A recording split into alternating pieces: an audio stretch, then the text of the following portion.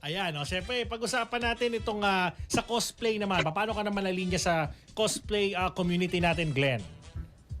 Dami mga kaibigan po tayo cosplayer. Shoutout ko nga pala yung aking kaibigan. Kaya po ako napunta dyan dahil kay, kay Jones Lucas po ng Cavite Cosplay.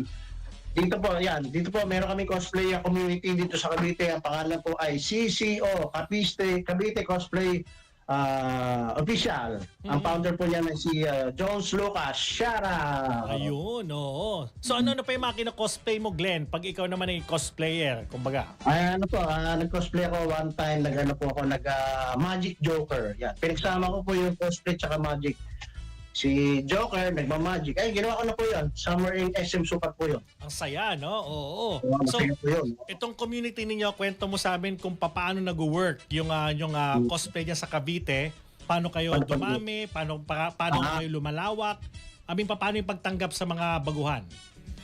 Yun nga po, kung gusto nila po maging part of cosplay sa Cavite, kontakin niyo lang po si Jones Lucas. Siya po yung admin. Sinasalan niyo po yung mga gusto mag-member. Ang number one na requirement po yung humble, yung friendly, tapos hindi mayabang. Yung may karakter na yung babagay sa grupo. In short, good moral character. Ayun, yun ang importante Parang dyan. nag-apply ng trabaho.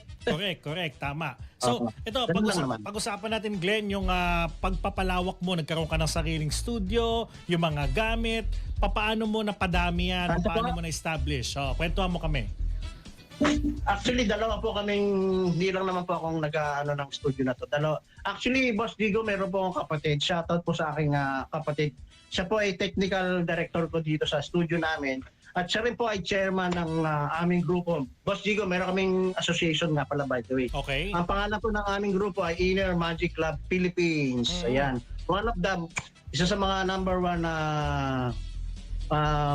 yung Magic Group in the Philippines po. Inner Magic Club Philippines. Shout out to Ted Bravo, ang aming present president. Aming presidente po.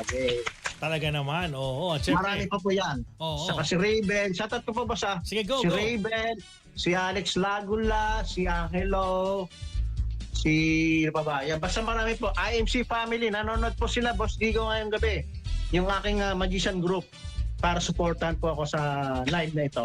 Yan. Shout out IMC Inner Magic Philippines at 30th anniversary namin, Boss Digo. Ini-invite ka namin. Yes, Yay! congratulations sa inyo, no? Grabe naman, Sir Glenn. Invited po kayo, Boss Digo, ha? Pwede. Sa anniversary namin. Oo naman. 30 years na po. 30 years na. Palakpakan natin yan, oo. So, Glenn,